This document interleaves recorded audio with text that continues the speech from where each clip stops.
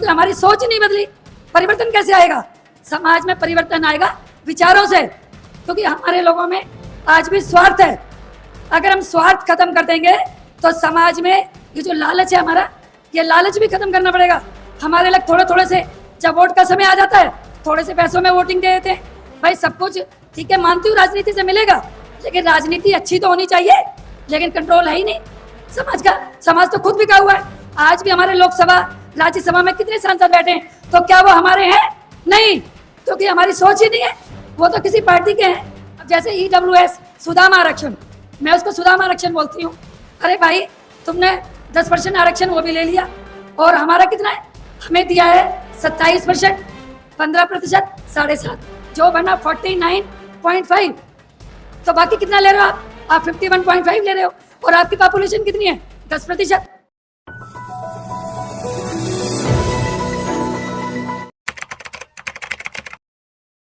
जो supreme court का जो ऑर्डर आया है, तो मेरे भाई परवीन ने अभी बताया कि हमारा जो हम 90% तो कहते हैं, लेकिन 90% में हमें जो प्रतिनिधित्व, जिसको हम आरक्षण बोलते हैं, तो जो आरक्षण जो प्रतिनिधित्व मिला है हमें, वो सामाजिक और शैक्षणिक आधार पर मिला है। लेकिन जो हमारा समाज, जो हमारे भारत के मनुवादी लोग हैं, जो ब्राह्मणी व्यवस्था के लोग हैं, वो सोचते हैं कि ये जो प्रतिनिधित्व मिला है वो इनको जाति के आधार पर नहीं मिला। लेकिन उनको समझना चाहिए, क्योंकि जब हमारे साथ छुआछूत होता था, अनटचेबिलिटी थी, तो उसकी वजह से हमें बाबा साहब ने ये प्रतिनिधित्व दिया। और ये इसलिए दिया कि जो नीचे पायदान पे हैं, समानता के लिए कि समान हो जाए, क्योंकि एजुकेशन, शिक्षा का अधिकार तो था ही नहीं। तो शिक्षा का अधिकार, जैसे लोग अभी बोला है कि अंग्रेज, वाकई मैं कहती हूँ अगर अंग्रेज 10 वर्ष और भारत में रह जाते तो शायद आज बहुजनों की ये दुर्दशा नहीं होती, क्योंकि उन्होंने ही सबसे पहले शिक्षा के लिए ये सब प्रावधान किए। बाबा साहब ने तो संविधान में बाद में बनाया, पहले अंग्रेजों ने कहा भाई जो पीछे नीचे पायदान पे लोग हैं, इनको भी समानता के लिए प्रतिनिधित्व दिया जाना चाहिए, ताकि ये भी बराबरी से आ सकें। तो 1931 में जब जनगणना हुई थी तो 52% हमारी जो सेंसस थी। तो आज बताइए, आज 2024 है, तो ये जानबूझकर जातीय जनगणना नहीं करवाना चाहते। सेंसस 2011 में की इन्होंने, लेकिन जातीय नहीं थी वो। जातीय जनगणना अगर ये करवाएंगे तो मैं कह रही हूँ, हम 90 कह रहे हैं, शायद 90 से भी ज़्यादा होंगे हम, लेकिन ये करवाना चाहते ही नहीं है। इनको पता है अगर जातीय जनगणना हो गई तो इनको पूरा प्रतिनिधित्व दिया जाएगा। अब हम करते हैं ये रोस्टर की बात, क्या रोस्टर, अब हम जो नौकरियों में हैं, नौकरियां हैं कहाँ? जो ग्रुप A और B की नौकरियां हैं वो इन्होंने पहले लिख देते हैं कि भाई इसमें रिजर्वेशन नहीं होगा। सिर्फ भर्ती के टाइम रिजर्वेशन देते हैं, लेकिन अगर कोई व्यक्ति असिस्टेंट लगा है और उसको प्रमोशन चाहिए है ग्रुप A में, अगर उसको आगे जाके एसोसिएट बनना है तो उसको प्रमोशन में रिजर्वेशन नहीं है, प्रतिनिधित्व नहीं है, वो जानबूझ के किया हुआ है ग्रुप A के लिए। तो इसका मतलब यह है ज़्यादातर वैकेंसियाँ जो हमारी भारत सरकार में निकलती हैं, चाहे रेलवे हो, जितने भी बड़े बड़े संस्थान हैं, तो उसमें निकलती हैं ग्रुप C की। अब ग्रुप C की और ग्रुप B नॉन गस्टेड जो वैकेंसी निकलती हैं, इन्होंने जानबूझकर उनको ठेकेदारी में कर दिया। हमारा थर्ड पॉइंट है ठेकेदारी। तो ठेकेदारी में करके वो सारे ठेकेदार कमा रहे हैं। ठेकेदार कौन है? ठेकेदार भी ब्राह्मणी व्यवस्था के लोग हैं, क्योंकि हम लोग तो पहले से ही इकोनॉमिक भी, हम लोग, हमारी आर्थिक स्थिति कहाँ है? क्योंकि आर्थिक स्थिति हमारी आज भी बहुत दयनीय है। अगर हम अर्बन में रह रहे हैं तो ठीक है, लेकिन रूरल एरियाज में जाके देखो, आज भी हमारी दयनीय स्थिति है।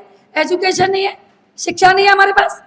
तो कहने का अर्थ यह है कि इन्होंने चालाकी से ये ठेकेदारी प्रथा करके उन्हीं लोगों को बढ़ावा दे रहे हैं जो अमीर हैं, जिनको आरक्षण नहीं चाहिए।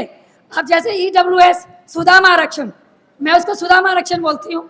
अरे भाई तुमने 10% आरक्षण वो भी ले लिया, और हमारा कितना है? हमें दिया है 27%, 15% 7.5, जो बना 49.5। तो बाकी कितना ले रहे हो आप 51.5 ले रहे हो, और आपकी पॉपुलेशन कितनी है? 10%। तो आप तो आरक्षण खुद ले रहे हो, हम तो बदनाम हैं, हमारा आरक्षण कहाँ है? क्योंकि अभी बताया मेरे भाई ने कि वाकई अगर 15% SC का है तो वहाँ 7 ही वैकेंसी भरी है, वहाँ 8 के 8% वैकेंसी आज भी खाली है, उसको NFS करके ये भरते ही नहीं है, नॉट फाउंड सूटेबल। तो इसलिए ये लोग जानबूझ के ठेकेदारी प्रथा लाए ताकि ये लोग ये 10,000 12,000 में काम करते रहे, क्योंकि हम मेहनती लोग हैं, हम कामगार लोग हैं, हम ज़्यादा मेहनत करते हैं। जानबूझ के ये किया गया। तो ठेकेदारी प्रथा समाप्त जब ही होगी जब हम लोग सब एक हो जाएंगे और समाज में सोच बदलेंगे, क्योंकि हमारी सोच नहीं बदली। परिवर्तन कैसे आएगा? समाज में परिवर्तन आएगा विचारों से, क्योंकि हमारे लोगों में आज भी स्वार्थ है। अगर हम स्वार्थ खत्म कर देंगे तो समाज में ये जो लालच है हमारा, ये लालच भी खत्म करना पड़ेगा। हमारे लोग थोड़े थोड़े से जब वोट का समय आ जाता है थोड़े से पैसों में वोटिंग दे देते हैं। भाई सब कुछ ठीक है, मानती हूँ राजनीति से मिलेगा, लेकिन राजनीति अच्छी तो होनी चाहिए। तो कंट्रोल किसका होना चाहिए? सामाजिक संगठनों का। समाज में जो कंट्रोल होना चाहिए सामाजिक संगठनों का, तब राजनीति अच्छी आएगी। लेकिन कंट्रोल है ही नहीं समाज का। समाज तो खुद बिका हुआ है। आज भी हमारे लोकसभा राज्यसभा में कितने सांसद बैठे हैं, तो क्या वो हमारे हैं? नहीं, क्योंकि हमारी सोच ही नहीं है, वो तो किसी पार्टी के हैं। तो इसलिए हम लोगों को सबको समाज में जमीन पे रहकर कार्य करना होगा। समाज में परिवर्तन लाएंगे तो ये सब चीजें, क्रीमी लेयर, प्रतिनिधित्व, ठेकेदारी प्रथा, जातिगत जनगणना, बैलेट पेपर पे चुनाव, ये सब कुछ होगा, सब कुछ होगा। क्योंकि अभी सोच नहीं है, अभी लोग तैयार ही नहीं है। लोग थोड़े दिन समाज में काम करते हैं, उसके बाद उनको राजनीति चाहिए, तो उनमें लालच आ जाता है। तो इसलिए पहले हमें, मेरा सभी भाइयों से अनुरोध यही है, क्योंकि भाषण देने से कुछ नहीं होने वाला, हमें काम करना पड़ेगा जमीन पे। और एक एक व्यक्ति, हमारी 90% जनसंख्या बता रहे हैं हम, जब हम इतने हैं तो हम क्यों नहीं काम करते? मैं कहती हूँ भारत में हम 10% लोग भी काम नहीं कर रहे हैं। अगर 20-25% कर लेंगे तो हमें सब कुछ मिलेगा। तो इसलिए पहले हमें अपनी सोच बदलनी है। और सोच कहाँ से बदलनी है? घर से, परिवार से। पहले अपने घर के लोगों को बताओ कि समाज में क्या कार्य जरूरी है। समाज पहले उनको समाज की परिभाषा बताओ कि समाज क्या होता है, समाज में किस किस चीज़ों की जरूरत होती है। तो समाज में पहले अपने घर से बताओ। बाबा साहब क्या हम बताते ही नहीं है। बच्चे 12वीं BA पढ़ रहे हैं, उन्हें पता ही नहीं है क्या बाबा साहब कौन है, ज्योतिबा फूले कौन है, सावित्रीबाई कौन है। तो हमें पहले छोटे छोटे बच्चों को अपने घर से बताना होगा कि हमारे जो महापुरुष हैं, जिनकी वजह से आज हम यहाँ खड़े हैं, या जो भी हमें कुछ मिला है उनकी वजह से मिला है। तो इसलिए पहले अपने को तैयार करो, काम करो। जब काम करेंगे तो रिजल्ट अपने आप आएगा।